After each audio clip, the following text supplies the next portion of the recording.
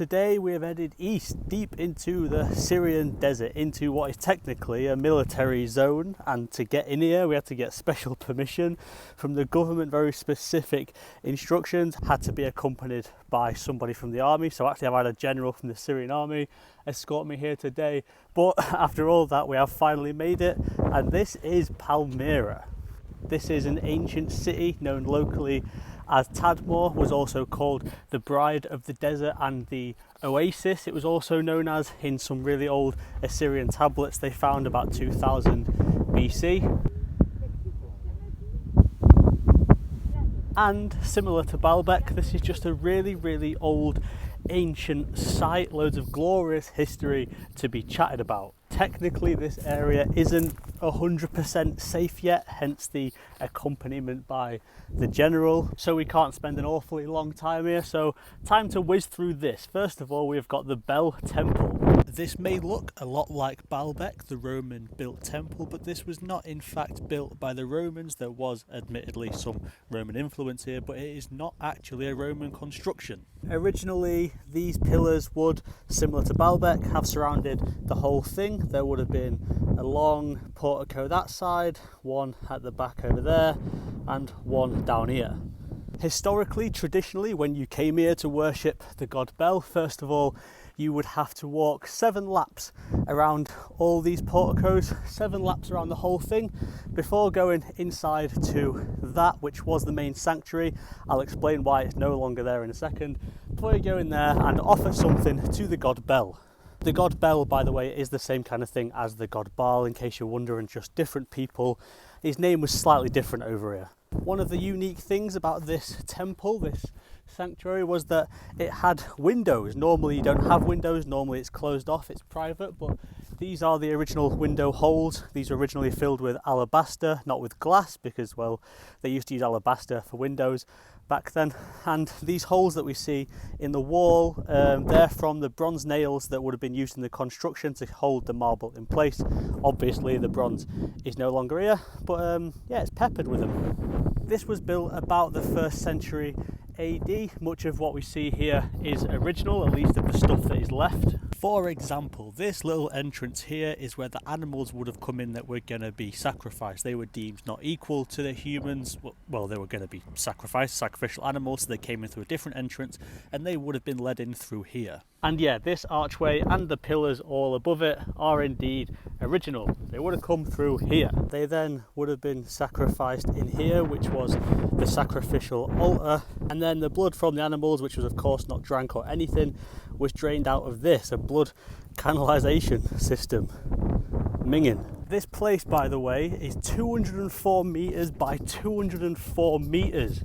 It is bloody enormous. Some of the pillars did fall down with age or whatever, but these ones were deliberately cut. These were cut by the Ayyubids in the 11th and 12th century when they made these towers for defence, because they were scared of the Crusaders coming and banging them out. So these were cut on purpose and made into something more modern. And over here, until 2012, we would have had a very much intact sanctuary. This is the main bit you would have entered to pay homage to Bel or Baal. This would have been the staircase up here, and this behind it all, which is now just nothingness, would have been a gigantic, glorious sanctuary with actually 2 separate sanctuaries inside it, which make this place even more special. However, the destruction that we see today is thanks to a group of people you may well know by the name of ISIS. In 2012 they were holed up here. In fact, they were holed up here for a while, but then when they left the site, they planted 12 tons of explosives, 4 tons of C4, and, well, did all this. Absolute bellends. On this side, on the southern side of the temple, you would have had the sanctuary dedicated to Bel himself, and then on this other side, like I said, it's a rarity, you would have had a temple dedicated to the sun, the moon and Bel, as well as mentions of loads of other gods. And like I said, before those knobheads turned up, it was very much intact and a wonderful sight to come and visit.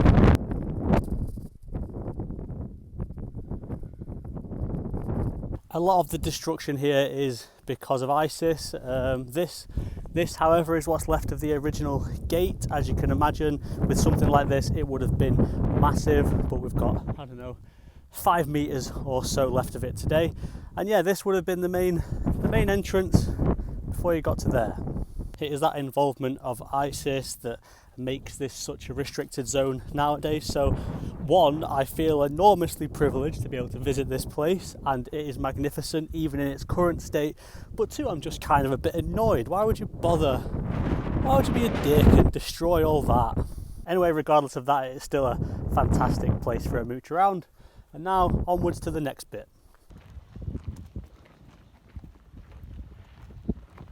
These huge pillars, which are along the main street towards the temple, these would actually have made up a fountain, and the bit I'm under now would have been the roof, and this is where the public would have all got their water. Here we've got an example of the decoration of said fountain. What a mint place, by the way. Just this is what the Syrian desert looks like. It's not just sand, it's grassy and stuff. Look at this place. This is Palmyra, boys and girls. Here we have the original Arc de Triomphe of the city at the end of a colonnaded street. This also was unfortunately destroyed by ISIS. 2,000 years of history, this. One fat bomb. But again, this was built during the Roman times, but it was not by the Romans. There were never any Romans in Palmyra. These were influenced by the Roman designs, but these were built by the locals, the Palmyrans. Also, interestingly, you'll see there is not just one Arc de Triomphe, but there is two, because they wanted to change the angle of the street. So originally it was this way, and then, well, as I'm looking at it, it then went that way, and they did that by adding a second one at a bit of an angle, a 30-degree angle. So originally it was facing like this direction, and then second Arc de Triomphe, and it went straight towards the temple.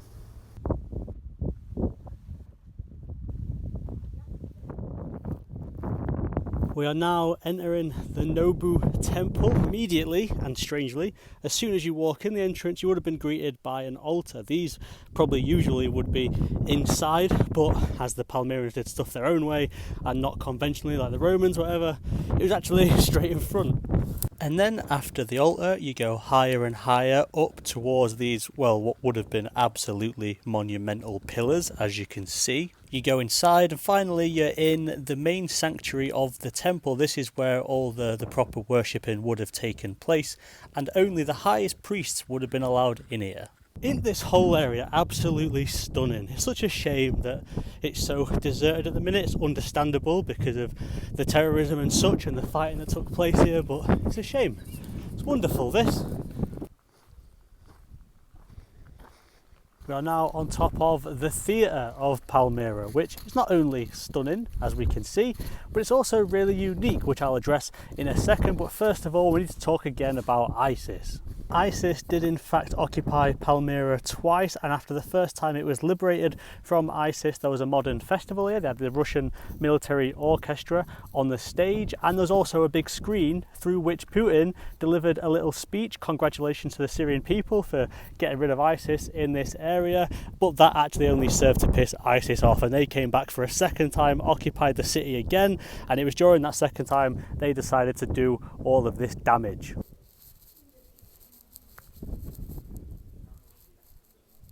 The unique thing about this theatre is this wall we have at the bottom. This wall going around the edge. Normally you would just have the seats going down all the way to the edge. You would not have a wall in front of it. And the reason for this wall, it has little holes in here all the way across. This was to put up a fence to protect people from wild animals. This is the only theatre in the world you will see that wall, because normally you would have an arena and a theatre as separate places, arenas being where people would fight wild animals. So they had a theatre and they also had a wall protecting from wild animals, so it doubled up as both. And it's the only one in the world that has that. The next big thing we have in Palmyra is this, the agora, the marketplace, the meeting place, that kind of thing.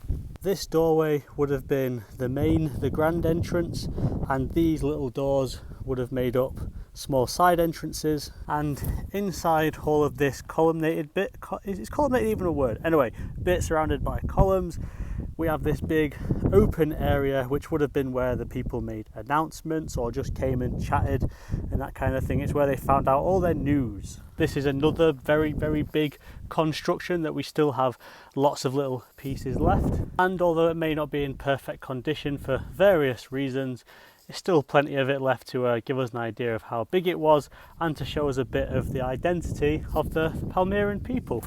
Palmyra, by the way, was previously known as Tadmor, and still is actually by the locals. They still call this place Tadmor, and it was the perfect shortcut to get from, for example, the Euphrates to the sea. So it's a really important site for trading. It was on the Silk Road, etc., etc.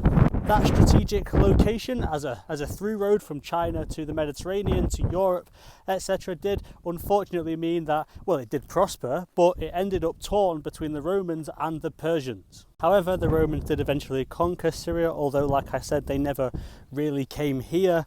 And then it was known by the Romans as the city of palm trees. There's a lot of palm trees over here. It's the desert, and that's where Palmyra came from. And when the Roman Emperor Hadrian declared it a free city, everyone was buzzing, and it was called Hadriana Palmyra, or Palmyra of Hadrian.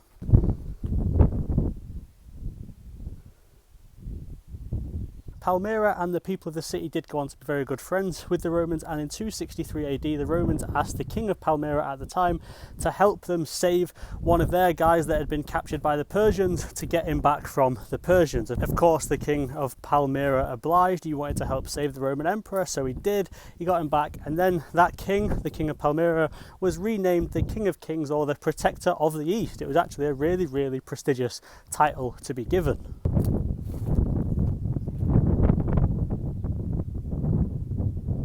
A couple of years after that, he was assassinated, and nobody ever and still knows by whom, but his son at the time was too young to take over, and so his second wife, a woman called Zenobia, took over as Queen of Palmyra. She was a dead clever lady. She had a good army. She was really just intelligent in general, but eventually she did end up biting off more than she could chew. One of the first things she did was she sent her army to Busra, a place in southern Syria, an important Roman city, a really important Roman city actually. Sent her army there to conquer it, and they battered it. They conquered this city, and of course that pissed off the Romans. She then sent the same army to Anatolia in modern-day Turkey, and she conquered that. She sent them to Egypt. They conquered a bit of Egypt. She also started creating her own coins with her own face on it, and that is not something you get away with lightly when you're trying to be good mates with the Romans. So all of that in mind, the Romans decided, you know what, she's doing my head in now, and they came here. In 272 they arrived, they tried to capture her. She tried to run away and find refuge in Persia, but they got her and they took her back, and in that year, in 272, this place was destroyed. And although the city did continue to exist, the Byzantines came, built a few churches, etc. The Emperor Justinian came here and tried to restore some of it. Its peak had gone. That was kind of it for the glory days of Palmyra. Just look at this whole area. Got a few mountains over there, got a big castle-y thing on top of that one, and the city goes on for ages.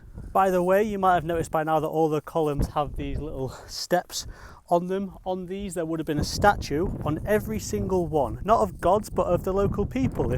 If you were a good scholar, you had a statue. If you were a good donor to the place, you had a statue. They lined the streets with this, and it's really rare actually. No other city's ever really done that before or since. And it was a way of Palmyra kind of giving back to its people and saying, you know what, you are the guys that make this place. So they built little figures on all of them. So over there, those little stones on the ground, they're the remains of Damascus Gate. These columns up here signify one side of the road, and there would have been another row here that haven't yet been excavated, and this would have been one of the main streets. Then, as to mark the crossroads, we're met with this. This gigantic structure would have been called the tetrapylon, and it's another really unique thing about the city, because normally at crossroads you'd have like one of these bits with one column. Over that corner you'd have one column, and you'd have two more here, so you'd have four columns in the middle, and that signifies a crossroad. However, as you can probably tell, despite the destruction, these would have been 4 sets of 4 pillars each actually, so there would have been 16 pillars here, a very unique, very monumental part of the city, and this was like a symbol of Palmyra. It of course originally wouldn't have had metal wires in it. That's from the reconstruction during the 60s and 70s, but then when ISIS turned up, they destroyed it again. Even when it was reconstructed, there was only one original pillar. As you can see, it's a monolithic structure made purely from one massive bit of granite. The rest of them would have been reinforced and stuff upon reconstruction and rebuilt from granite. And then terrorists arrived, and this is what we've got left. It's such an enormous shame that anyone goes to the effort of, well, wrecking all this in it. What knobheads. From up here though, from the middle of the tetrapylon, we can see the extremities of the city. That one over there, that end, is probably about 600 metres away. And then in that direction, we have the Arc de Triomphe about 350 metres away. And as we know, it takes a little like right turn. And over there we have the temple. And in total, it's about a kilometre wide, this city. And now we're on the home straight back towards the temple. It really does feel like such an enormous privilege to be able to visit this, not only because of the recent security issues and current security issues, not only because of that and the special permission, but also it's just such a unique historical place. So everybody that's watching this that asked me, oh Lewis, why do you want to go to Syria? You're going to get beheaded. This is why. Things like this are why. Syria might have had a bit of a rough time in the past few years, but it's still home to some of the greatest history in the whole world. And as big as this place is in its current form, they do reckon only about a third of it has been excavated so far. There's loads more to see, loads more digging to be done, and so hopefully some of those buried ruins are going to be much more intact than the ones that ISIS have had a go at. And so yeah, this has been Palmyra. Incredibly massive, by the way. There's loads more stuff that I could be talking about, but it is a restricted area for security reasons, and I've got to be back in Damascus by dark. It's a couple hundred miles away, so got to set off shortly. But regardless, I feel very, very privileged. I am buzzing that we've actually got to come here and see this. What a marvellous sight.